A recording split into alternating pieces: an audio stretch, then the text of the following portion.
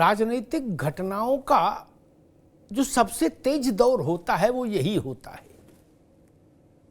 जब चुनाव देहरी पर हो, टिकटों का बंटवारा हो रहा हो, गठबंधनों का रूप स्वरूप तय हो रहा हो, उसको अंतिम रूप दिया जा रहा हो और बड़े नेता प्रचार में उतर चुके हो। वो समय सबसे ज्यादा राजनीतिक तौर पर जिसको आप कहें सक्रियता वाला समय। कोई टिकट पाने के लिए दौड़ रहा, कोई टिकट बचाने के लिए दौड़ रहा, और सब दलों में स्थिति जहां गठबंधन है वहां कोशिश है कि हमको ज्यादा मिले हिस्सा। और इन सब के बीच में अगर मंत्रिमंडल का विस्तार भी अटका हो तो आप सोच सकते हैं राजनीति चरम पर पहुंच जाती है, सक्रियता चरम पर पहुंच जाती है। उत्तर प्रदेश में वैसा ही है। एक तो भारतीय जनता पार्टी ने मोटे तौर पर अपने जो एलाइज हैं उत्तर प्रदेश में उनके लिए सीटों का कोटा तय कर दिया और अनौपचारिक रूप से सीटें भी तय कर दी। 2 सीट आरएलडी को, 2 सीट अपना दल को, 1-1 सीट राजभर और निषाद की पार्टी को, यानी 6 सीटें पर सहयोगी और 74 पर भाजपा। अब ओम प्रकाश राजभर का राजयोग अखंड प्रतीक्षा में फंसा हुआ है लंबे समय से। बार बार तारीख वो देते रहे लेकिन मंत्रिमंडल विस्तार नहीं हुआ। दारा सिंह का मसला भी है और अब मसला जयंत चौधरी की पार्टी का भी है। कोशिश ये है कि जयंत चौधरी की पार्टी को भी योगी सरकार में हिस्सेदारी मिले, एक मंत्री उनका शामिल हो, ताकि पश्चिमी उत्तर प्रदेश में जाट समाज को और बृहत्तर परिप्रेक्ष्य में किसानों के बीच में ये संदेश जाए कि ये गठबंधन मजबूत है, जोड़ तगड़ा लगा है। और स्वाभाविक है कोई भी क्षेत्रीय पार्टी अगर सरकार में नहीं है तो फिर उसकी हनक नहीं बनती, उसके पीछे लोग क्यों चले। इसलिए भी माना जा रहा है कि विस्तार जरूरी है ताकि राजभर की पार्टी को भी कुछ ऑक्सीजन मिले और जयंत चौधरी की पार्टी को भी ऑक्सीजन मिले। लंबे समय से जयंत चौधरी की पार्टी भी सत्ता से परे है, तो जब बहुत लंबा समय हो जाता है तो कार्यकर्ता अनमयस्क हो जाता है, निष्क्रिय हो जाता है। सत्ता वो विटामिन है जो व्यक्ति को, राजनीतिक व्यक्ति को एक्टिव रखती है, उसके चेहरे में एक ग्लो रहता है और वो सत्ता नहीं तो खत्म। समाजवादी पार्टी, बसपा और कांग्रेस, ये दल उत्तर प्रदेश में आप देख लीजिए, जो जितने ज्यादा समय से सत्ता से दूर है उसका चेहरा उतना ही मुरझाया। कांग्रेस बहुत दशकों से सत्ता से दूर है तो उसका चेहरा उत्तर प्रदेश में देख लीजिए, 2% वोट, न झंडा न डंडा, कहीं कुछ नहीं दिख रहा। बीएसपी भी लंबे समय से सत्ता से दूर है, कांग्रेस से कम लेकिन सपा से ज्यादा समय से दूर है। तो हाथी भी मुरझाया है, उसको भी कुछ समझ नहीं आ रहा। लोग छोड़ छोड़ भाग रहे हैं। मायावती जी ने जिनको सांसद बनाया पिछले 2019 के चुनाव में अखिलेश यादव के साथ गठबंधन से, वो सब भाग रहे हैं, दूसरे दलों में अपना स्थान खोज रहे हैं। मायावती जी नए कैंडिडेट खोज रही हैं कि भाई बुलाओ, इंटरव्यू कराओ, क्योंकि सत्ता नहीं है तो ना कैंडिडेट अच्छा मिलता है ना और चीजें फिर सेट होती हैं। समाजवादी पार्टी कांग्रेस और बसपा के मुकाबले उसका वानप्रस्थ काल अपेक्षाकृत कम है, लेकिन फिर भी 7 साल का, 6.5-7 साल का तो वानप्रस्थ काल हो ही गया। तो उस जितना सत्ता से दूर उतना ही चेहरा निस्तेज। इसलिए सत्ता बहुत बड़ा एक उत्प्रेरक है राजनीति में। अब बताया जा रहा है कल भी हो सकता है योगी आदित्यनाथ के मंत्रिमंडल का विस्तार। आज मुख्यमंत्री ने गवर्नर से मुलाकात भी की। राजभर जी कह रहे हैं कि आचार संहिता लागू हो उससे पहले मुझे लगता है हो जाएगा विस्तार। उदाहरण वो दे रहे हैं कि पिछली बार आचार संहिता से पहले दिल्ली और लखनऊ दोनों जगह विस्तार हुआ था, तो इस बार दिल्ली में ना हो, कम से कम लखनऊ में ही हो जाए। हजारों ख्वाहिशें दिल में कि हर ख्वाहिश पर दम निकले। ये स्थिति इस वक्त उत्तर प्रदेश की सियासत की है। हमारे साथियों ने एक रिपोर्ट तैयार की है, इस रिपोर्ट को देखिए, फिर मेहमानों से परिचय करें और फिर बहस में चलें।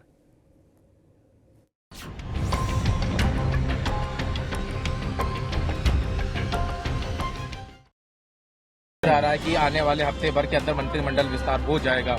अभी इस पे कोई चर्चा नहीं है। जब तक दिल्ली नेतृत्व से कोई सूचना नहीं आएगी तब तक उस पे कुछ नहीं हो सकता है। इंडिया अलायंस के साथ साथ पीडीए परिवार को लगातार बढ़ाने की कोशिश में शुक्रवार की सुबह दिल्ली से लेकर लखनऊ तक के सियासी गलियारे में अचानक से सरगर्मियां तेज हो गईं। तमाम कयास और कवायदों के बीच सबकी नजर राजभवन की ओर जम गई, क्योंकि यूपी के मुख्यमंत्री योगी आदित्यनाथ अचानक राज्यपाल आनंदीबेन पटेल से मिलने पहुंचे थे। चर्चाओं की चाल ये कि जल्द होगा मंत्रिमंडल विस्तार, जिसमें आरएलडी और सुभाषपा सरीखे सहयोगी दलों के नेताओं को सरकार में शामिल किया जाएगा।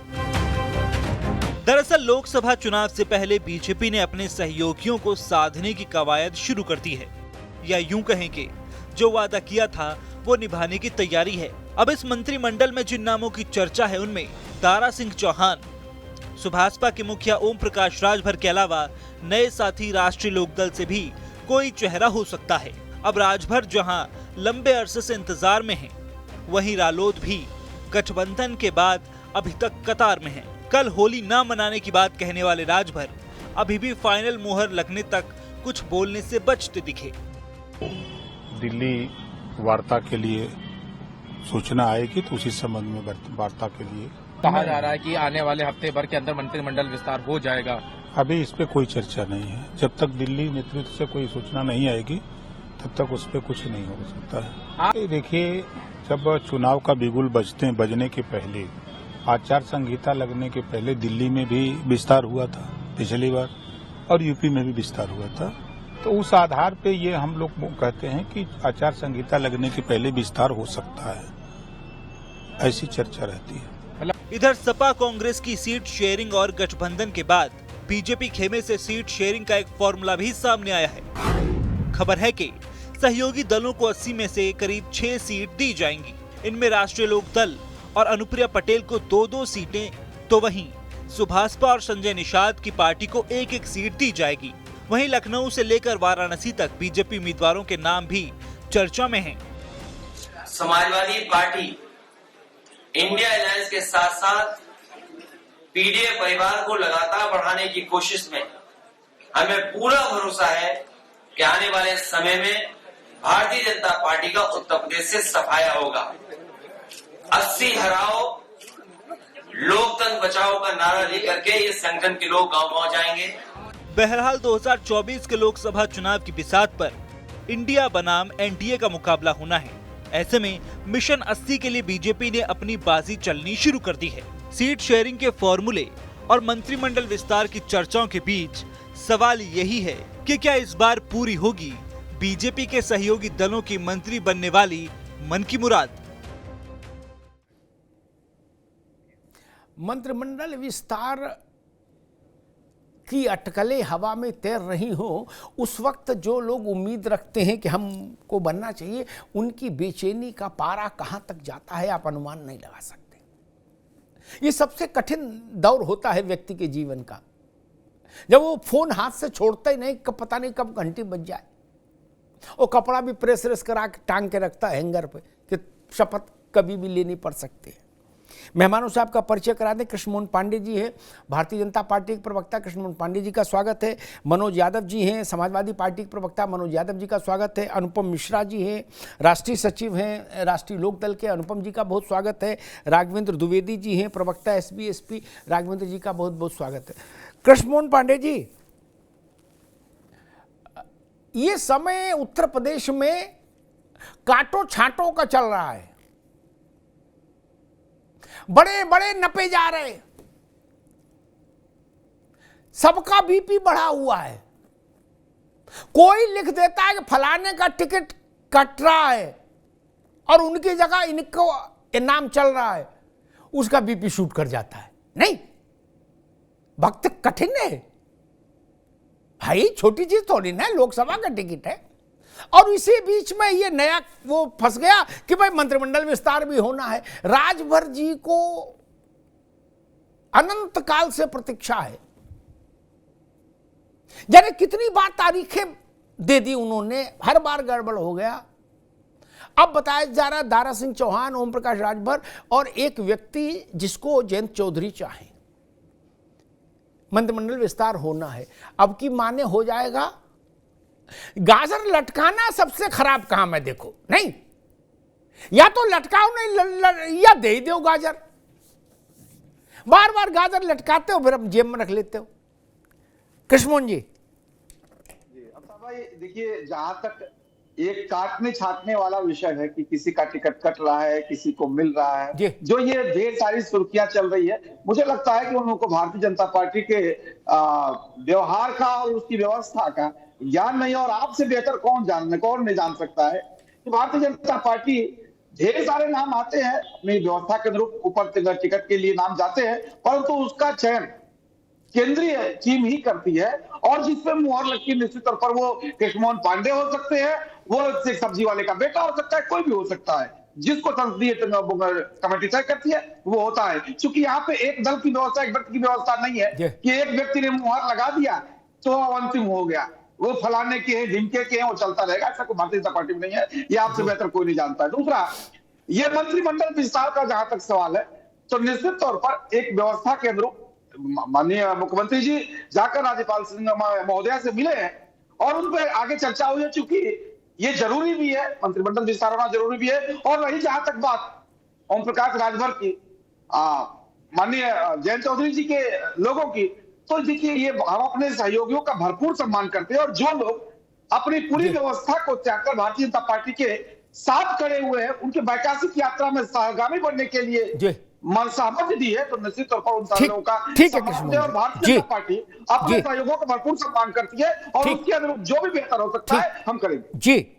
भाई, मैं पहले दोनों दलों का आरएलडी और सुभपा के पास चलूंगा, फिर मनोज यादव के पास आऊंगा। भाई देखो, मैं तो बड़ा विचित्र आदमी हूं, मैं वैचारिक सहयोग, यात्रा पैत्रा, सब कठिन शब्दों में कतई यकीन नहीं रखता। राजनीतिक आदमी, उसको मंत्री, उसकी पार्टी चल रही, उसको मंत्री बनाओगे तो उसका जीवन ठीक है, नहीं बनाओगे तो घंटी नहीं बजती, फोन की सीधी सपाट बात करो, दाएं बाएं ना घुमाओ। क्या नहीं तो आदमी हरिद्वार में कुट्टी छपा के नहीं रहता। जो भी बंडी पहनी है, कुर्ता में कलप लगाए है, वो यूं ही कलप लगा घूम रहा है। अरे कुछ मिलेगा तो रहेंगे, नहीं तो जाएंगे। वैचारिक यात्रा करनी होती तो आदमी अपने घर पे ही कर लेता मालिक। विचार करने के लिए कहीं बाहर भी जाने की जरूरत नहीं, चिंतन करते रहो। व्यवस्था में हम कहां, मसला इसका है।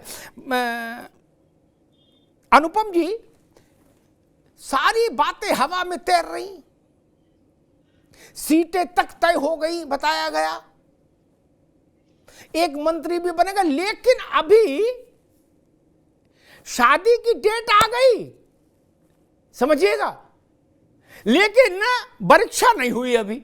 रुकाई तो हो, पहले ये तो घोषणा हो कि भाई जयंत चौधरी और भाजपा का अलायंस हो गया। नहीं, अभी तक वो देहरी नहीं लांगी जा रही, आगे की बातें हो रही हैं। ये कुछ अटपटा नहीं है।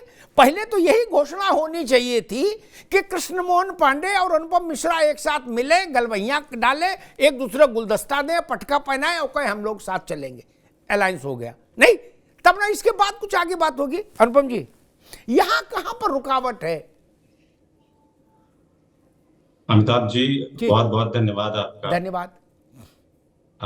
रुकावट नहीं, जब कोई दो राजनीतिक दल किन्हीं विषयों पर, खासकर राजनीतिक उद्देश्यों की पूर्ति है, तो जिसके वादे करके जनता के बीच से वो आते हैं, तो उसमें, और जब दो बड़े राजनीतिक दल साथ बैठ करके किसी बड़े उद्देश्य की पूर्ति है तो बैठक करते हैं, तो उसमें समय थोड़ा लगना स्वाभाविक है। और जिन मुद्दों की, जिन विषयों की आप बात कर रहे हैं कि अभी ऐसा नहीं हुआ, हम लोग भी बहुत सारी खबरें तो हम लोगों को नहीं पता होती, वो भी हमें मीडिया से या समाचार पत्र से कई बार पता लगता है। है। कई बार ऐसा होता है कि हम लोग सुबह उठते हैं तो पता लगता है आज बैठक, जबकि कोई ऐसा हम लोगों का शेड्यूल नहीं होता है।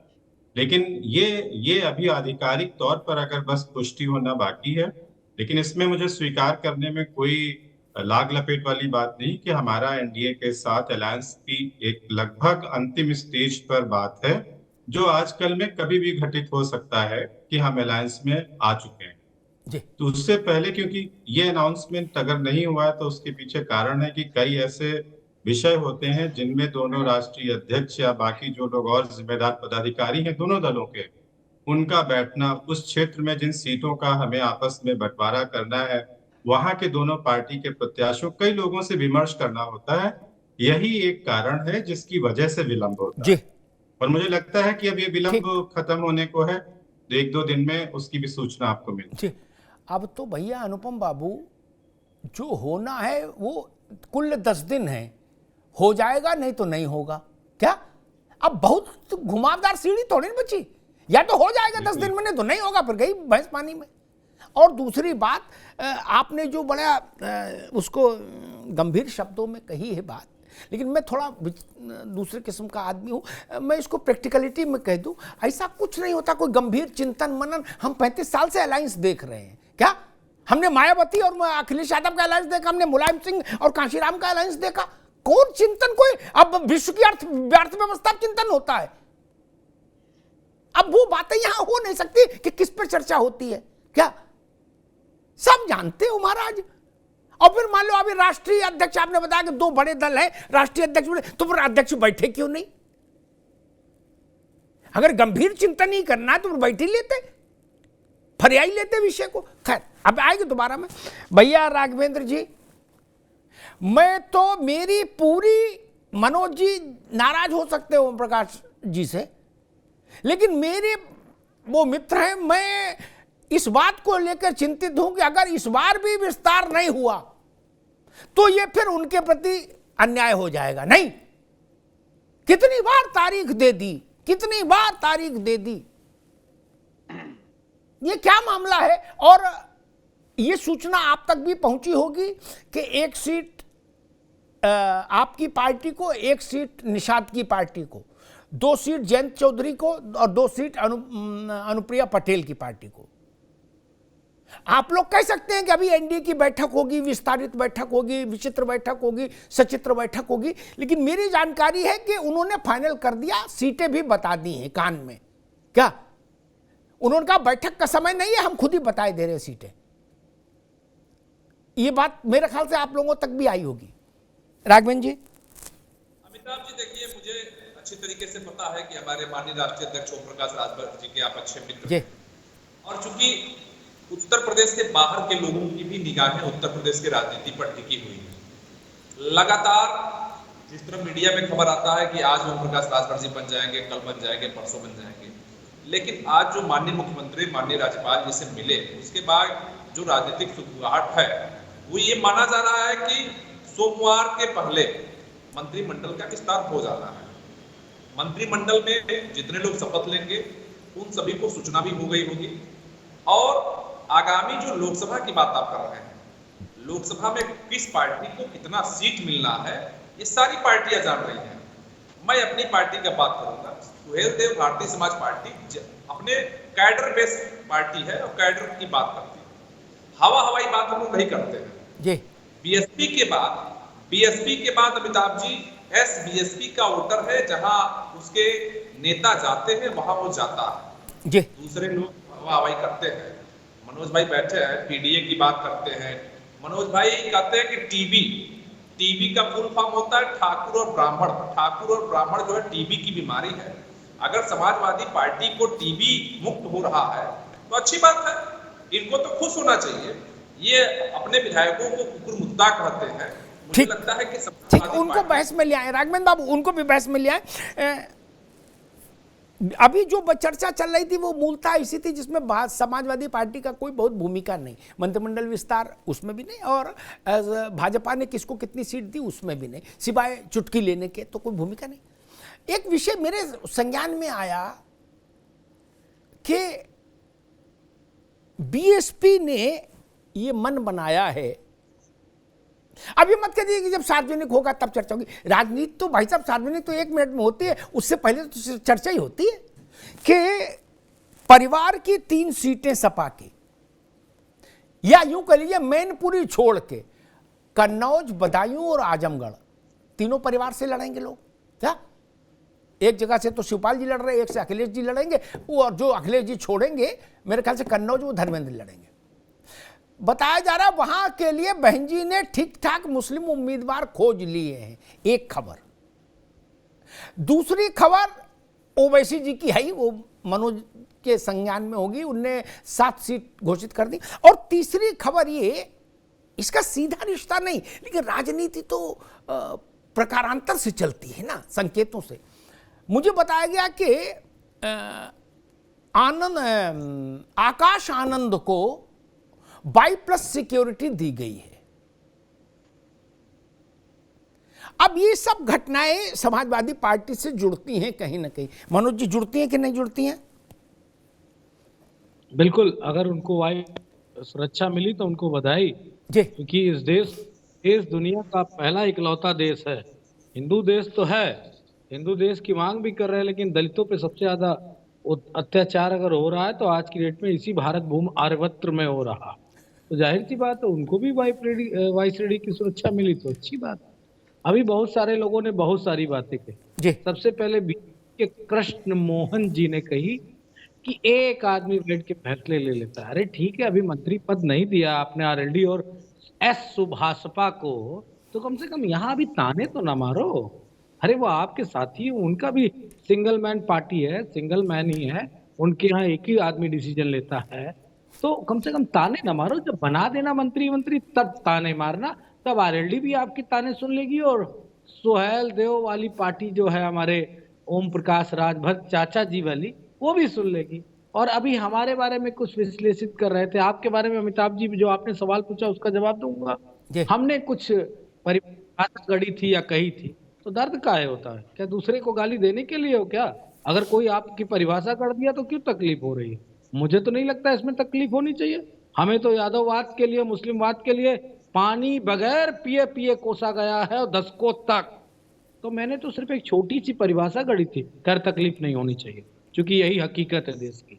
दूसरी महत्वपूर्ण, आपने कहा कि बहन जी ने या ओवैसी की पार्टी ने समाजवादी पार्टी की महत्वपूर्ण जो गढ़ वाली, उनके लिए मैं सबको पहले मुबारकबाद दिए दे रहा हूँ। अगर प्रत्याशी न मिले तो हमसे ले लेना, अगर अच्छा न मिले तो हमसे ले लेना, कि हमने अपने टिकट घोषित कर रखे हैं कि किसको हमें लड़ाना है, और हमारे यहाँ नंबर भी बहुत हैं, मांगने वाले भी बहुत हैं। तो हम आपको अगर ना मिले तो बता देना, हम प्रत्याशी भी दे देंगे, चाहे वो वहाँ हैदराबाद वाले साहब हो और चाहे उत्तर प्रदेश की बहन जी, कोई दिक्कत नहीं है। इंडिया अलायंस पूरी मजबूती के साथ अमिताभ जी चुनाव लड़ेगा, और हम उन मुद्दों के साथ चुनाव लड़ेंगे जो देश के मुद्दे। किसी की शपथ ना हो तो उसमें हमारा क्या दोष, लेकिन हाँ, हमें कोसने से हो सकता है पोर्टफोलियो अच्छा मिल जाए, इसका बिल्कुल गारंटी है। अगर 2-4 बातें सुभाषपा के प्रवक्ता हमको जोरदार कह ले तो मैं सुन भी लूंगा, इसलिए सुन लूंगा। हमारे पीडीए के चच्चा हैं, चच्चा ओम प्रकाश जी, उनको कोई अच्छा ग्राम विकास टाइप, पीडब्ल्यूडी टाइप का 5 मांग रहे थे, परसों नरसों कह रहे थे 3 उत्तर प्रदेश में और 2 बिहार में, 5 हम लेंगे। अब आप चला रहे हैं कि 1 मिल रही है। मुझे आपके चैनल पे और सूत्रों पे बड़ी गुस्सा आ रही है, क्यों आप 1 चला रहे? 5 कहा था, जब हमारे यहाँ थे तब 6 कहा था, तो बीजेपी में गए तो थोड़ा सा डाउन हो गया मामला, 5 पे आ गए। बिहार में पता नहीं कितने मिलेंगे, यूपी में 1 ही मिल रही है, लेकिन ये अच्छी बात नहीं। चाचा को कम से कम 3 तो मिलनी चाहिए, 2 बेटे को और 1 कोई और रिश्तेदार को। अगर इतना हो गया तो राजभर का एम्पावरमेंट हो जाएगा, राजभर सशक्त हो जाएगा, और राजभर आगे मजबूती से बात को रखे, इससे उनका रिप्रेजेंटेशन होना भी अनिवार्य। जी कृष्ण मोहन जी, आप देख रहे हो कितना सद्भाव उत्तर प्रदेश की राजनीति में आ गया। क्या मतलब कोई झांव नहीं, कोई तनाव नहीं, कितनी अच्छी बहस चल रही। समाजवादी पार्टी सुभाषपा की पैरवी कर रही है कि भाई उन्हें 3 सीट दो कम से कम। कभी सोच सकते थे, और इससे ज्यादा अच्छे दिन क्या आएंगे? नहीं कृष्ण पांडे जी? जी जी अमिताभ भाई, बिल्कुल मैं यही बात कहने वाला था, आपने कह ही दिया। देखिए कितना सौहार्द माहौल चल रहा है, और मनोज भाई हमारे बड़े अच्छे मित्र हैं, इन्होंने भी बड़े बेहतर ढंग से पैरवी भाजपा के बाकी लोग कर रहे हैं। कहीं ना कहीं इनके मनोस्थिति में है कि चलो भाई, कम से कम हमसे दूर गए तो कुछ मिल तो रहा है, अर्थात इनके पास जो लोग रहेंगे उनको तो कुछ मिलना नहीं है, क्योंकि वहां तो सिंगल वन मैन आर्मी है। दूसरा, हमारे मित्र ने एक बड़ी घुमा घुमा के एक बात कही कि दलितों के साथ बहुत अत्याचार हो रहा है या आर्यावर्त में बहुत समस्या हो रही है। मैं एक कहानी इनके द्वारा, इनके साथी के द्वारा किए गए कृत्य की सुनाता हूं। एक किताब है, जगजीवन बाबू के बहुत नजदीकी सहयोगी रहे उनके, किताब लिखा है how the prime minister decide in India. मुझे लगता है आप भी इस किताब को बेहतर ढंग से जानते हैं। उसके पेज नंबर 61 पर जगजीवन बाबू ने जो आत्मकथा लिखी, जो अपनी बातें लिखी है, उन्होंने लिखा है ये चमार can never be the PM of India. और उसके पीछे उदाहरण दिया है कि कांग्रेस जब तक इस देश में, चमार इस देश का प्रधानमंत्री नहीं बन सकता है। और उसी पेज के पैरा 3 पर लिखा है कि किसी भी कीमत पर जगजीवन बाबू प्रधानमंत्री न बने, इसके लिए कांग्रेस ने पूरी अपनी तैयारी कर रखी थी। और जहां जहां कांग्रेस शासित राज्य हैं या आपके जहां आपके सहयोगी दलों के हैं, वहां पे दलित अपराध सर्वाधिक है, ये एनसीआरबी का डाटा कहता है। जी कृष्ण मोहन जी, मैं आज मनोज ने उठा दिया विषय, लेकिन मैं दलित अपराध पर आज चर्चा नहीं करने आ रहा। मैं आज प्रैक्टिकल पॉलिटिक्स पर चर्चा करना चाहता हूं। अब चुनाव आ गया सिर पे भाई साहब, अब एनसीआरबी को वोट हो रहा है, एटा मिटावा हम कौन जाने। एनसीआरबी खाली सियासत की बात करो दोस्त। बीएसपी और एक होता है सीधा, जो राजभर कहते हैं कि कुछ लोग सटके कर रहे, कुछ हटके कर रहे, क्या वो तो अखिलेश यादव का भी नाम लेते हैं। बीएसपी के अंदर अगर ये धारणा है कि भाई कन्नौज, आजमगढ़ और बदायूं वहां मजबूत मुसलमान कैंडिडेट लड़ाएंगे, तो स्वाभाविक है वो आपके लिए सूट करेगा। ये Guddu Jamali type of formula है। एक कांटा निकाल पाए अखिलेश बाबू, गुड्डू जमाली को लाए इधर, बहन जिन का आप दूसरा गुड्डू जमाली ढूंढ के लड़ाएंगे, ये मैं कह रहा हूं। अमिताभ भाई देखिए, ये देश जो है किसी जाति विशेष से, व्यक्ति विशेष से या संप्रदाय विशेष से मिलकर नहीं बना है। अब आप जब इस लोकतांत्रिक देश में सिर्फ कुछ लोगों की बात करेंगे, कुछ को छोड़ देंगे, तो निश्चित तौर पर आपकी परिकल्पना पे चलने वाले लोग भी उसी स्टाइल पे आ जाएंगे। जातिवादी पार्टियां, क्षेत्र की पार्टियां जब अपना एक नया रूप पकड़ती है तो उसका विपक्षी भी लगभग वही रूप पकड़ लेता है। जैसे समाजवादी पार्टी ने कहा पिछड़ा दलित अल्पसंख्यक इस देश में रहता है और वही इस देश इनकी पार्टी का मूल है। और बहन कुमारी मायावती जी लंबे कालखंड से दलितों की, अल्पसंख्यकों की नेता रही है। इस देश उत्तर प्रदेश में सर्वाधिक अल्पसंख्यकों का वोट कहीं पड़ा है तो वो बसपा के साथ गया। 2022 को छोड़ दिया जाए तो अब पिछड़ों की ये बात करते हैं, बहन जी कहती है कि हम पिछड़ों के नेता हैं। तो इन दोनों लोगों में जब ये मुसलमान ढूंढेंगे तो निश्चित तौर पर बहन जी भी एक नया मुसलमान लेके चली आएंगे, कहेंगे आपके काठम है। परंतु भारतीय जनता पार्टी अगड़ा पिछड़ा नहीं देखती है, ये देश के नागरिक देखती है। और उत्तर प्रदेश देश में जो नागरिक है, जो इस देश की व्यवस्था को, विकास की यात्रा को देखते हैं, भारतीय जनता पार्टी और देश के लोकतंत्र में विश्वास रखते हैं, संसदीय व्यवस्था। ठीक है भैया, ठीक है कृष्ण मोहन जी, एक मिनट आप रुक जाओ। संसदीय लोकतंत्र, संविधान, देश की व्यवस्था, अंबेडकर ने क्या कहा, गांधी जी क्या बोले, जयप्रकाश बाबू ने क्या कहा, मैं उतना ज्ञानी नहीं, लेकिन मैं इतनी समझ रखता हूं कि गुड्डू जमाली ने 2.5 लाख वोट पाए तो धर्मेंद्र यादव हार गए। क्या मैं इतना क्या बड़ी बड़ी बातें तो नहीं जानता, मैं तो सीधी गणित जानता हूं। क्या मैं ये जानता हूं अखिलेश यादव, मायावती, अजीत सिंह एक साथ थे, लेकिन बालियान जीत गए मुजफ्फरनगर में। वो गणित जानता हूं, बालियान कैसे जीत गए। क्या देश, संविधान, पीडीए, सीडीए, ये दुनिया की बातें आप लोग जानो, मैं उतना पढ़ा लिखा नहीं। क्या लेकिन मैं उस खेल को समझता हूं कि ये क्यों हार गए, वो क्यों जीत गए। मनोज यादव जी, आपको इस बात की एहसास मेरे ख्याल से होगा, अगर थ्योरी में नहीं चले जाओगे कि आप भी कि संविधान और गांधी जी बोले थे और जयप्रकाश जी ने कहा था और नेहरू जी ने कहा था, उस सब में नहीं जाए, प्रैक्टिकलिटी में रहे कि गुड्डू जमाली एक प्रवृत्ति है, एक टेक्निक है, व्यक्ति नहीं है। आप एक व्यक्ति ले आओगे वो दूसरा जमाली पैदा कर देंगे, नहीं।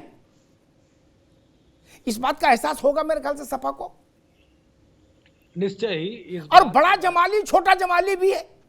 बड़ा बसपा वाले को मान लो तो छोटा ओवैसी का जमाली और रहेगा 7 जगह, और उनने भी वो 7 जगह में वो इलाके जरूर चिन्हित कर दिए जो अखिलेश यादव के स्ट्रांग होल्ड होंगे।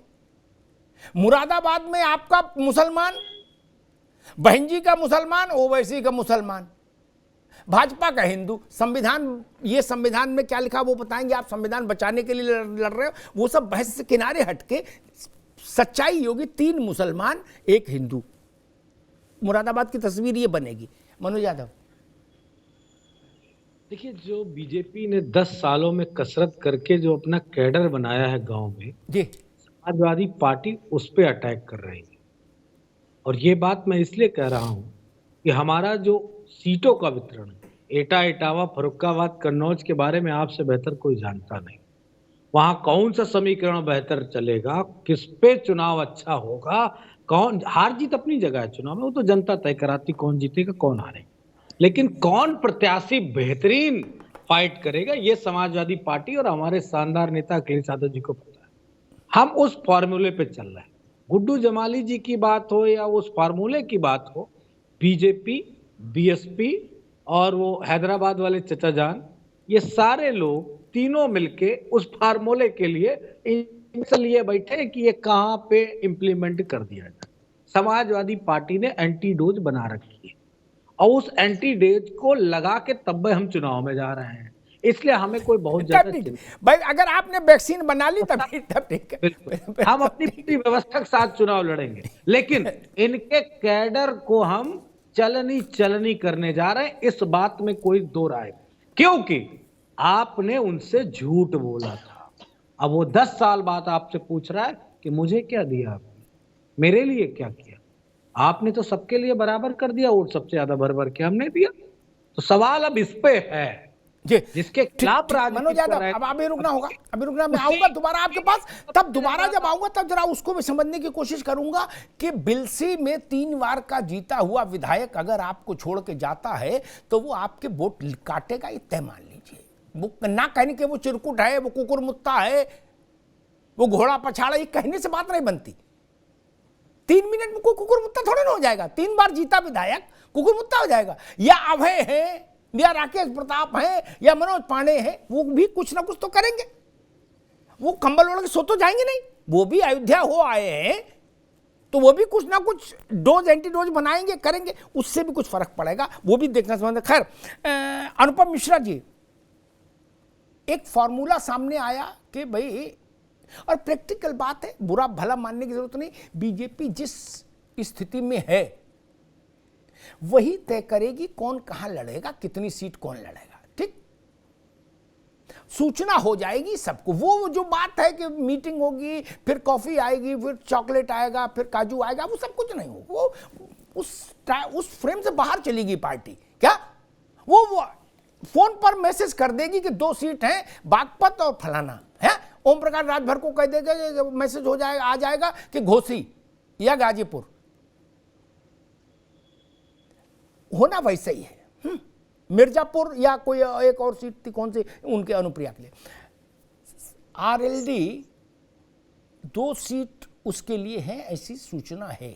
ठीक, मैंने कहता कि आप 2 ही सीट के योग्य हैं, ये तो आप जानो, भाजपा जाने, लेकिन आपको इस बात का इल्हाम है कि बीजेपी सोर्सेस से 2 सीट आपके लिए रखी गई हैं, और है तो फिर आपकी क्या क्रिया है, क्या प्रतिक्रिया है, क्या स्थिति परिस्थिति है? अमिताभ जी, मुझे बहुत अच्छा लग रहा है। ये पहली ऐसी मैं दिलचस्प डिबेट देख रहा हूँ, और मुझे बड़ा, मतलब मैं आपको साधुवाद और धन्यवाद दोनों दे रहा हूँ, क्योंकि इतनी व्यवहारिक डिबेट मैं अपने जीवन में ये पहली देख रहा हूँ। भाई, मैंने थ्योरी पढ़ी नहीं ना, मेरी कोई रुचि थ्योरी में। मैं तो बड़े नेताओं को इतना कवर किया 35 साल, उनकी बातचीत से मैं जानता हूँ क्या बात होती है बंद कमरे में। जी। आज तक तो कभी काशीराम मुलायम सिंह जब मिले तो संविधान की कॉपी थोड़ी नहीं ले गए, बोले तुम मेरी कॉपी पढ़ो, मैं तुम्हारी कॉपी पढ़ू। ठेठ बात हुई, 2 मिनट में फैसला हुआ, आगे जाओ। या अखिलेश यादव और जयंत चौधरी का जब अलायंस हुआ था तब भी बाबा साहब अंबेडकर की ऑटोबायोग्राफी तो पढ़ी नहीं गई थी साथ में। ना चरण सिंह जी ने जो लिखा है कि कृषि अर्थव्यवस्था पर किताब, ना वो पढ़ी गई। प्रैक्टिकल बात होती है, कौन कहां लड़ेगा, किसका कैसा समीकरण होगा। अनुपम, बिल्कुल सर, बिल्कुल सत्य। मैंने वो बात आपकी सुनी और मुझे बहुत ये बात से मैं बहुत अटैच्ड इसलिए फील कर रहा हूँ क्योंकि ये बहुत व्यवहारिक बात है जिस पर लोग आमतौर पर बात नहीं करते। चूंकि आप व्यवहारिक क्वेश्चन, तो मैं उसका आपको व्यवहारिक उत्तर भी दे रहा हूँ। इसमें कोई संदेह नहीं कि पश्चिमी उत्तर प्रदेश में राष्ट्रीय लोकदल का जनाधार है, हमारा कैडर भी वहां है, और यूं तो कहने को उत्तर प्रदेश में हर जिले में संगठन है, लेकिन जो मजबूती हमारे पास पश्चिमी उत्तर प्रदेश में है वो हम ये कह सकते हैं बड़ी ईमानदारी के साथ प्रदेश के अन्य भागों में हम नहीं बना पाए। उसके अपने कारण है जिस पर हम कभी फिर चर्चा करेंगे। तो हमारा जो भारतीय जनता पार्टी एनडीए का साथ अलायंस है उसमें हमारा मुख्य केंद्र बिंदु पश्चिमी उत्तर प्रदेश की सीटें हैं। संख्या जैसे आप सुन रहे हैं वैसे मैं भी सुन रहा हूँ। हम लोगों की बैठक भी हो रही जिसमें बातें निकल के आ रही। अगर सिर्फ 2 ही होती तो शायद ये बहुत पहले तय हो गया होता। क्योंकि कुछ अन्य सीटें भी हैं जिन पर भी बात हो रही है, वो राष्ट्रीय अध्यक्ष तय करेंगे और वो क्या होगा उस पर मैं टिप्पणी अभी नहीं कर पाऊंगा, फाइनल होने पे कर पाऊंगा। लेकिन ये जो इस समय वर्तमान परिस्थितियां हैं उत्तर प्रदेश की राजनीति की, वो इसमें कोई दो राय नहीं कि बड़ी नई दिशा में चल रही है। लेकिन अनुपम बाबू, मुझसे मनोज यादव की पार्टी के एक बड़े नेता कह रहे थे अनौपचारिक बातचीत में, बोले भैया हम 7 दे रहे थे तो ये नाराज थे, बोले कम दे रहे हैं, हमारी स्थिति ज्यादा है? अब बोले अब 2 ही मिली। ये तो मसला आएगा नहीं? बिल्कुल आएगा, बिल्कुल आएगा। अब ये देखिए, उसमें अब चूंकि हमारा अलायंस समाजवादी पार्टी के साथ भी रहा है और हमारे वो मित्र रहे हैं, तो मैं राजनीतिक रूप से कोई टिप्पणी ऐसी अनर्गल बात नहीं करना चाहूंगा। हम लोग साथ रहे हैं और राजनीति में आगे भी कोई नहीं जानता कब कौन कहाँ अलायंस भैया, बनेगा, कौन कब कहाँ किसके साथ आ जाए। जी, मेरा ये जरूर है कि उसमें कुछ मतभेद तो थे, कुछ बातों पे सहमति नहीं हो पा रही थी। बात नंबर की नहीं थी। अगर बात सिर्फ नंबर की होती अमिताभ जी, तो शायद यह अलायंस उसी समय पर मैच्योर हो गया होता। नंबर से इतर कुछ मुद्दे थे जो मुझे लगता है कई बार मीडिया की डिबेट में, बहस में सामने आए हैं और रखे गए। ठीक है अनुपम जी, ठीक, हमारा सिंबल हो, आप प्रत्याशी हो, इस तरीके की सब बातें थी। यही बात, एक वजह ये थी। दूसरा, हम किसानों को लेकर के जो हमारे अनुपम जी, किसान पर हम बहुत बार बहस कर चुके, अलग करेंगे। अभी जरा ये फेस निपट जाएगा, टिकट विकेट फाइनल हो, तब तक मेरा मन किसी में नहीं लगेगा ना। राष्ट्रीय बेरोजगारी पर आंकड़े हम दें और बोझिल बहस करें, नहीं ना। मैं जानना ये चाह रहा हूं, चायल से लड़ेगा कौन, बुलंदशहर से टिकट किसका हो रहा है, किसको मुलायम सिंह की पार्टी लड़ा रही है, किसको भाजपा लड़ा रही है। मेरी रुचि इसमें है अभी। तो वो आपको 2 दिन के बाद, इसीलिए अभी किसान पर चले जाएंगे, थोड़ी बहस होती रहेगी। अपनी बड़ी बड़ी गाड़ियों में घूमने वाले लोग किसान पर प्रवचन देके चले जाएंगे। इसलिए अभी नहीं बाबू, अभी नहीं ना, अभी छोड़ दीजिए किसान को। अभी किसान जान रहा है आप किसान के साथ है। 2-4 दिन नहीं भी बोलेंगे तो कोई दिक्कत नहीं। अभी सीट बचाओ, क्या किसान यही रहेगा, सीट तो बचाओ। जब सीट ही चली जाएगी तो राघवेंद्र द्विवेदी, एक मैं माफी के साथ कहूंगा, मेरे मन में जो बात आ जाती है मैं कहता जरूर हूं, फिर उसका परिणाम कुछ हो। एक ये व्यवस्था बनी, मतलब चाहते हैं लोग कि भाई 2 सीट मिल जाए, है या हाँ 2 सीट मिल जाए तो एक परिवार का आदमी लड़ जाए, दूसरे से कुछ और चीजें व्यवस्थित हो जाएं। क्या वो अच्छा, चूंकि बीजेपी, ये भी मैं कहूंगा, मनोज यादव बैठे तब भी मैं कहूंगा, बीजेपी की टिकट की विनेबिलिटी उत्तर प्रदेश में किसी भी पार्टी की टिकट की विनेबिलिटी से ज्यादा है। क्या उसमें अखिलेश यादव की पार्टी भी शामिल है, ठीक। इसलिए जिसकी जीत की संभावना जितनी ज्यादा बाजार का नियम कहता है, उसका गुरुत्व उतना ही ज्यादा, समझ रहे ना आप। इसको ऐसे समझिए, जब मायावती और अखिलेश यादव का अलायंस हुआ ना राघवेंद्र बाबू, क्या उस वक्त मैं अखिलेश जी की पार्टी की तो नहीं कहूंगा, बहन जी की पार्टी से किसी को अप्रोच किया गया या किसी ने किया, मालूम क्या कहा गया, वो मैं मात्रा नहीं बताऊंगा कितनी मिठाई बताई गई, लेकिन उसने कहा ये ज्यादा है। मनोज तो मालूम क्या कहा गया? बोले पगला गए हो, ये टिकट नहीं है, ये एंट्री कार्ड है लोकसभा का, पागल हो गए हो? हैं? सपा बसपा मिलकर चुनाव लड़ रहे हैं, कह रहे हो ज्यादा है, तुमसे ज्यादा मिठाई लिए लोग बाहर खड़े हैं। तो ये मसला है जिस ओर मैं इशारा करना चाह रहा हूं। अब मैं देख रहा हूं कि आपको और निषाद को एक में तो परिवार ही हो पाएगा नहीं, 2 सीट रहती हैं तो एक में आदमी खुद लेट के चला जाता है, दूसरे में किसी को ओबलाइज कर देता है। क्या ये मामला थोड़ा सा देखो है राघवेंद्र जी? अमिताभ जी, आप देश के जाने माने पत्रकारों में हैं और मैं आपका खुद बहुत बड़ा फैन हूं। आप भूत भविष्य और वर्तमान सब जानते हैं। आप ये भी जानते हैं कि हम एक सीट नहीं लड़ रहे हैं, हमारी 3+2 उत्तर प्रदेश में 3 सीटों पर और बिहार में 2 सीटों पर बात चल रही है। जब तक सीटों का बंटवारा पूरा पुख्ता ना हो जाए, चिट्ठी न जारी हो जाए, तब तक हम कैसे मान लें कि हम एक पे लड़ रहे हैं? दूसरी बात कि हम जहां हैं दमदारी से हैं, पूर्वांचल में बस्ती से लगाए और आबर्ट्सगंज तक कोई ऐसा 21 जिले का 29 लोकसभा सीट नहीं है जहां 50,000 से लेकर 2.5 लाख वोट में ना हो। और लड़ेगा भी हमारा कार्यकर्ता। ऐसा नहीं है कि आप जो संकेत दे रहे हैं उस संकेत से कोई आए और हमारे यहाँ से मिठाई। देखो एक बात बताएं, ये राघवेंद्र बाबू एक बात बताएं, जौनपुर के हरिवंश सिंह है, सब जानते होंगे क्या? जो लोग उधर के हैं वो जानते होंगे, जो नहीं जानते। मुंबई में उनका कारोबार है, बड़े आदमी हैं। क्या उनका लड़का निषाद जी की पार्टी से विधायक है, उसका क्या लेना देना निषाद पार्टी से? क्या आए बैठे, बोले सीट है, बोले है, बोले आ जाओ। ऐसे हम लोग जब पहले फरुखाबाद से कानपुर जाते थे या कानपुर से फरुखाबाद आते थे तो टीटी को साइड में ले जाते थे मनोज। क्या कहते सीट है, वो कहते इधर नहीं आगे चलो, है आगे जाते थे। अब क्या हो जाता था, वो सीट वो कहता था 88 नंबर में जाके झोला रख दो, लेट जाओ। क्या मैंने ऐसे ही टिकट होती देखी भाई। राघवेंद्र बाबू किन बातों में पड़े हो महाराज, है?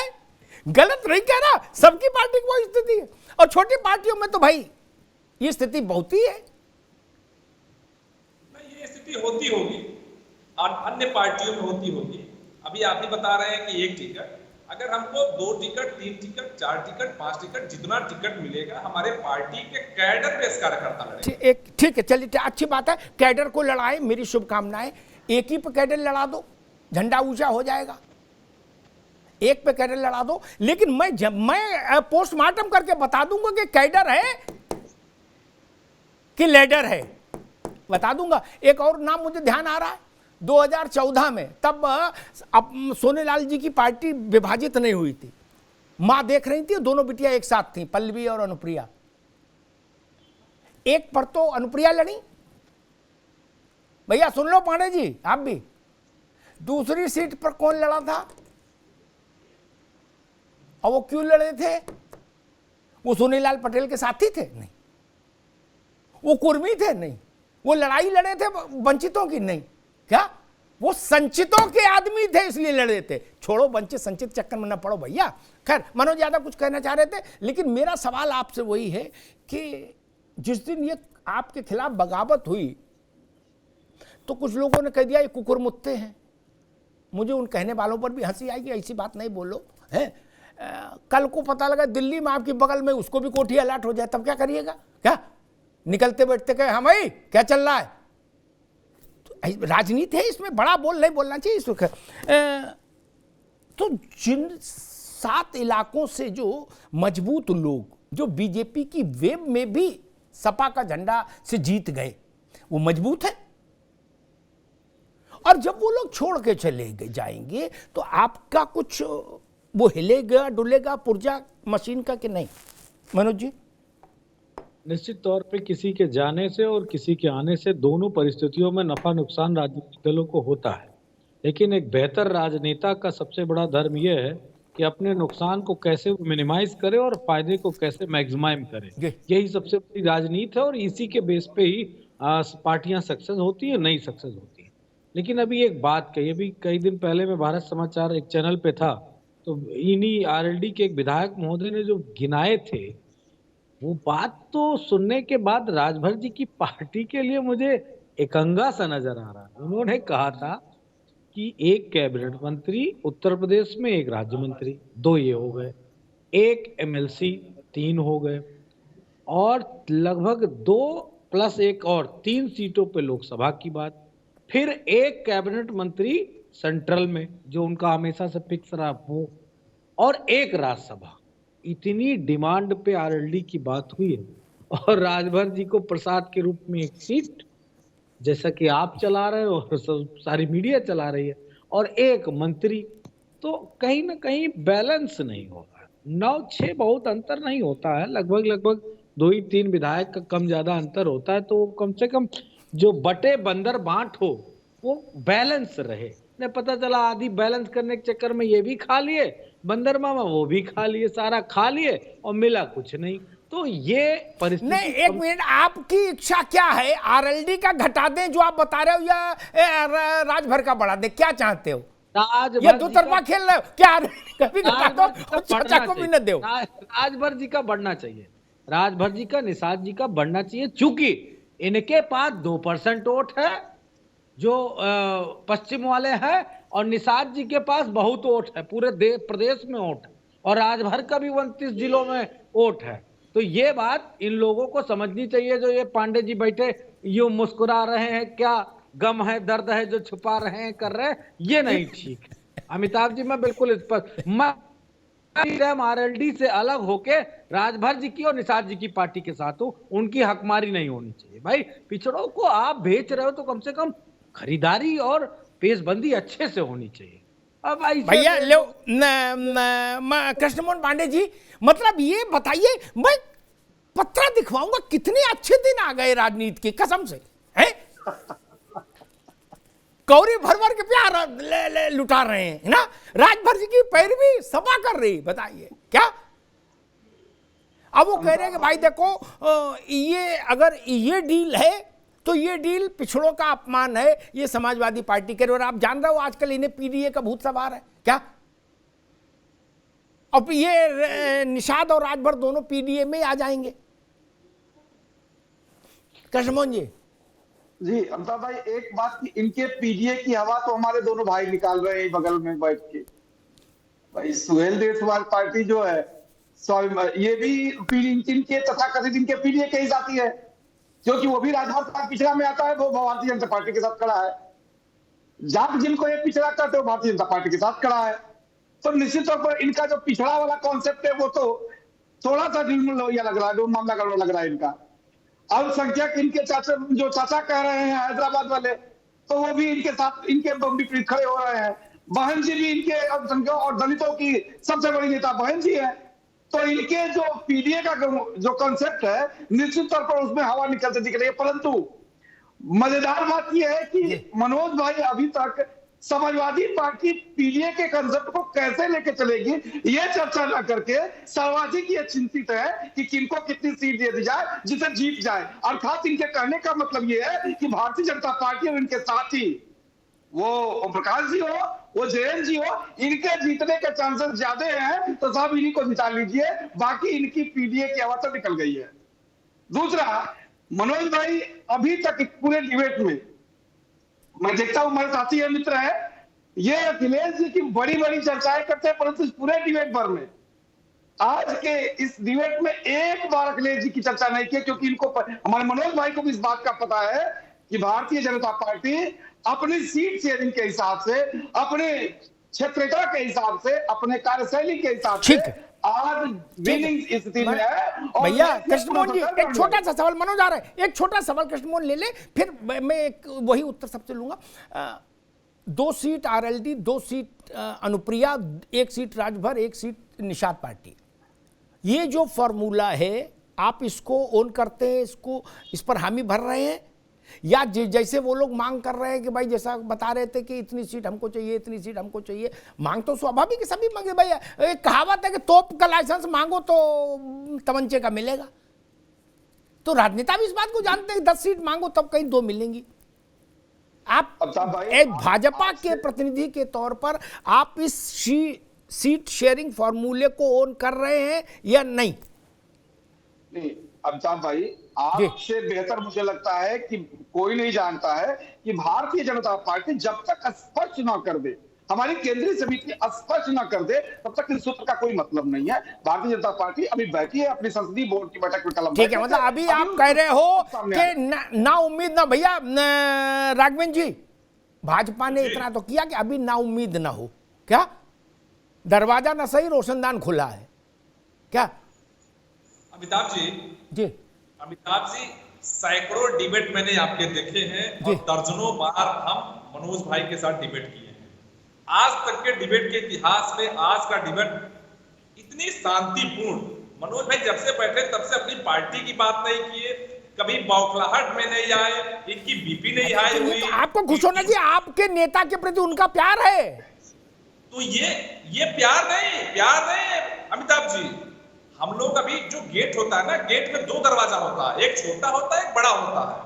तो राज्यसभा के चुनाव में हम लोग छोटा दरवाजा खोले थे, अभी एमएलसी और जो एमपी का चुनाव होगा उसमें हम लोग बड़ा दरवाजा खोलेंगे। इस डर से मनोज जी अब अपने मुंह पे टेप लगा लिए हैं कि टीवी जो कहते थे कि ऐसा ना हो कि विधायकों के पैर में बेड़िया बांधना पड़े, उससे बढ़िया है कि टीवी चैनल पे बोलो ही नहीं। ये इनकी बौखलाहट जी ठीक होती है, कौन होती है, हल्ला करके होती है। ठीक है राघवन जी, अनुपम जी, क्या अभी डोर्स आर ओपन, दरवाजे खुले हुए हैं, या मानकर चलें कि डील लॉक हो गई? और बाकी सब चीजें तो राजनीति में भविष्य की जितनी चीजें होती हैं मैं उन पर कभी यकीन नहीं करता। तुरंत दान महाकल्याण, जो अभी मिले सोई मानो डील। क्या भविष्य में क्या होगा, गवर्नर बनाया जाएगा, किसको किसको मुख्यमंत्री बनाया जाएगा, भविष्य किसने देखा है मित्र? नहीं। क्या हम माने ये डील लॉक हो गई, 2 सीट्स फॉर आरएलडी, या अभी खुला है दरवाजा? नहीं, मैंने आपसे कहा कि अभी सीट की संख्या बताना थोड़ा मुश्किल है, बातचीत चूंकि जब तक वो फाइनल होके ना आ जाए। और मैं ऐसा कोई शब्द, ऐसी कोई बात नहीं कहना चाहता जिसका कि अर्थ ना निकलता हो। तो मेरा लेकिन ये है कि हमारा एनडीए के साथ अलायंस तो कंफर्म है, इसमें कोई संदेह नहीं। वो बस 1-2 दिनों की बात है, किसी भी वक्त उसकी एक घोषणा हो जाएगी जो फॉर्मली होनी है। और रही बात, मुझे जैसे मनोज जी बार बार राजभर जी की, निषाद जी का पक्ष ले रहे हैं, कह रहे हैं, तो मनोज जी एक तो ये जो आपका पीडीए का कॉन्सेप्ट है, मैं सोचता था कि आपसे इस पे ना कहूं लेकिन कहना पड़ रहा है। जब आप पीडीए कहते हैं तो आपका आशय क्या होता है? पिछड़ा, दलित, आदिवासी? मनोज जी से मैं पूछ रहा हूँ जी, बताएंगे। अभी आप अपनी बात कंप्लीट कर लो, फिर वो बताएंगे। अगर आपका ये है तो इसमें अगड़ा आपके पास कहाँ गया? आपको समझ होना चाहिए कि जब बात आप करते हैं, जब वोट आप लेते हैं तो आप सबका लेते हैं, आपकी पार्टी में सब लोग हैं, ठीक है। लेकिन आप जो आप डिवाइसिव पॉलिटिक्स कर रहे हैं समाजवादी पार्टी के विघटन और पतन के पीछे, एक ये बहुत बड़ा मुख्य कारण है कि आप डिवाइसिव पॉलिटिक्स करते हैं। और आप अभी फिर आपने वही शुरू किया। ठीक है, भैया ठीक है, अनुपम बाबू रुक जाओ। मनोज यादव तो उत्तर देंगे, मैं अपनी समझ से एक उत्तर देता हूं कि पीडीए में ए का मतलब क्या है, ये पूछ रहे थे मनोज जी। बाकी तो मनोज यादव बताएंगे। अनुपम जी पूछ रहे थे सोनभद्र में इसका मतलब होगा आदिवासी जब बोलेंगे, क्या बरेली मुरादाबाद में बोलेंगे तो कहेंगे ए का मतलब अल्पसंख्यक, क्या और कन्नौज में बोलेंगे तो एक कहेंगे ए का मतलब अगड़ा, क्या? बस इतनी सरल बात है। राजनीति मालिक सब जान रहे हो, फिर भी पूछ रहे हो। खैर चलो ठीक है। मनोज यादव जी, ये तो मैंने अपनी बुद्धि से बता दिया, बाकी आप सवाल आपसे था, आपको बताना पड़ेगा जी। मैंने कतई नहीं अमिताभ जी पूछा कि सिर्फ एक दल जो गन्ने के ही दाम की बात करता है तो वो बाजरे की दाम की बात क्यों नहीं करता है, वो पेपरमिंट के तेल की बात क्यों नहीं करता? एक अब फिर बीच में ना बोलिए, मैंने बहुत धैर्य से सुना जी। और सोए हुए शेर को जगाया नहीं जाता है, चुपचाप अपनी बात कह लो, निकल जाओ। अगर ने चलते चलते हम दे देंगे प्रसाद तो वो फिर बहुत दिन भर तकलीफ रहेगी। खैर, मैं एक बात स्पष्ट कह रहा हूं, हमारे यहाँ 7 सीटें मिली थी, तो समाजवादी पार्टी उम्मीद करती है कि उनको 8 मिलेंगी। और यहाँ 6 मांग रहे थे, 3 हम देना चाह रहे थे। जो पीला गमछा वाले भैया नहीं बैठे, इनको 3 दे देते, 6 मांग रहे थे, ओसी दे देते और अगल बगल की जहां सलेमपुर से लेके और जो भी थी दे देते हम। तो वहां 1 से सबर करेंगे तो हमें बुरा नहीं लगेगा। और हम अगर आपकी पैरवी कर रहे हैं तो आपको दिक्कत क्या हो रही है? और लेना चाहते हो तो कहो दे दें। अब भाई कहें चाचा, अभी सुना कहें अंतरात्मा का मतलब होता, ओम प्रकाश चाचा कहे ना फिर अलग हो जाएगा। ओम प्रकाश चाचा कहे अंतरात्मा का मतलब होता है माल पैकेज, समझ गए ना? तो जाके चाचा से पूछ लेना कि अंतरात्मा जिनकी जगी हो जो गए हैं वो माल के लिए गए। ये बीजेपी पे आरोप लगाया ओम प्रकाश राजभर ने, अभी वायरल वीडियो है, जाके सुन लेना। फिर हमसे डिबेट और बहस की बातें करना, छेड़ा मत करो न, जो छेड़ता है वो परेशान हो जाता है। इसीलिए मैं बहुत संतुलित होकर आपसे करा था। आपका सबसे क्रूशियल टाइम है, लाल और पीले दोनों लोग, क्रूशियल टाइम है। अगर मेरे कहने से हो सकता है शब्द बन जाए तो लाभ हो जाएगा। अनावश्यक हमको मत छेड़ो, न मिलेगा कुछ भी नहीं। ठीक, कृष्णमोहन जी, जो बात मनोज कह रहे हैं उस पर एक छोटी सी टिप्पणी, समय कम है, कि उन्होंने कहा भाई ओम प्रकाश राजभर ने कहा है कि अंतरात्मा का मतलब है माल, पैकेज, पैकेट, थैली, झोला। ये तो मामला फिर बड़ा गंभीर हो जाएगा, क्योंकि अभी तो सारा खेल अंतरात्मा के ही नाम हुआ। बिल तो अंतरात्मा के नाम फटा नहीं। जी देखिए अमिताभ भाभी, अब किसने क्या कहा, मुझे लगता है ये तो जांच का विषय और उस पर आगे व्यवस्थाओं का संचालन का विषय है। परंतु निश्चित तौर पर एक राजनीतिक दृष्टि से देखा जाए तो कई बार ऐसा होता है कि पार्टी के फैसले सब पर लागू होते हैं, परंतु कुछ लोग उस फैसले से आत्मनिश्चित होते हैं और समयानुरूप उस पर प्रतिक्रिया देते हैं। वो भान कुमारी मायावती जी की पार्टी में, सपा में रहा हो, बसपा में रहा हो, सपा में रहा हो, कांग्रेस में रहा हो, और कई भी ऐसे दल इसी कारण टूटे, पार्टियों के बड़े निर्णय के कारण। वो निर्णय जो कि व्यापक तौर पर लागू तो सब पर हुए, परंतु कई लोगों को उस निर्णय ने छला, और वो जब छले जाते हैं तो ये अंतरात्मा के अपनी अंतरात्मा सुनकर दूसरे दलों के पास जाते हैं, या अपने विचारधारा के अनुरूप जो दल होते हैं उनके साथ जाते हैं। जी देखिए, मुझे लगता है 1 घंटे हम लोगों ने बहस की, सबने अपने अपने ढंग से अपनी पेशबंदी की, जैसे वकील करता है। भाई कोई वकील थोड़ी कहता मेरा केस कमजोर है, वो कहता नहीं मेरा ही ठीक है। जो मेरी समझ में आती है वो मैं जनता को जरूर शेयर करूंगा। ओम प्रकाश राजभर हो, जयंत चौधरी हो, अनुप्रिया पटेल हो, वो अखिलेश यादव के अलायंस में क्यों नहीं जा गए? हो सकता है वो 6 सीट, 7 सीट, 8 सीट, 10 सीट भी दे देते, तब भी वो वहां कंफर्टेबल नहीं रहते। उसका कारण मुझे जो समझ में आता, प्रैक्टिकल होके बता दो, बाकी तो संविधान बचाओ संविधान लाओ की लड़ाई चली रही है, मैं उसमें नहीं पड़ता। जयंत चौधरी की पार्टी वर्षों से वनवास में है। अगर मुजफ्फरनगर के थाने में हमारा टेलीफोन ही नहीं चल रहा है तो झंडा डंडा गठबंधन का लेके करेंगे क्या? मसला ये है। अगर छोटे चौधरी के कहे से कोई काम ही नहीं हो रहा है इलाके में तो उनके दरवाजे भीड़ क्यों लगेगी? अनुपम जी, आपका गठबंधन अंतरराष्ट्रीय हो जाए उससे क्या मतलब यार? बाइडेन के साथ गठबंधन हो जाए आपका, छपरौली के आदमी की सेहत पर क्या फर्क है? क्या वो कह रहा कि हमारा लड़का बंद हो गया, आपके टेलीफोन से छूटने के बजाय 20 लाठी और ज्यादा पड़ी। सत्ता का रास्ता केवल बीजेपी ही दिखा सकती है। क्या लोकसभा के चुनाव तो बाद में है, उत्तर प्रदेश में तो उनकी सरकार है ना। आपको मंत्री बना देंगे, आपका टेलीफोन बजने लगेगा, सिम कार्ड एक्टिवेट हो जाएगा। समझ रहे ना सिम कार्ड का मतलब राजनीति में क्या होता है? क्या प्राणवायु, प्राणवायु। नेता को क्या चाहिए? भीड़ रहे, लोग जय जयकार करें, चेहरा कुम्हला जाता है। नहीं तो कृष्णमोहन जी, चेहरा कुम्हला जाता भाई साहब। संविधान बचाने की बात तो ठीक है, लेकिन दरोगा का ट्रांसफर कई बार संविधान बचाने से ज्यादा महत्वपूर्ण हो जाता है।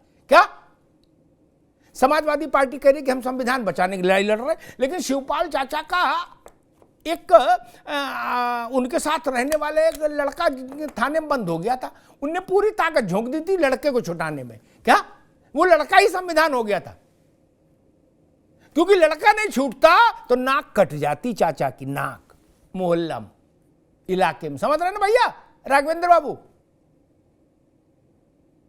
तो ये जो डेड टेलीफोन है, ये तो भाई भाजपा ही चालू कर सकती है, अभी तो अखिलेश यादव तो नहीं कर सकते।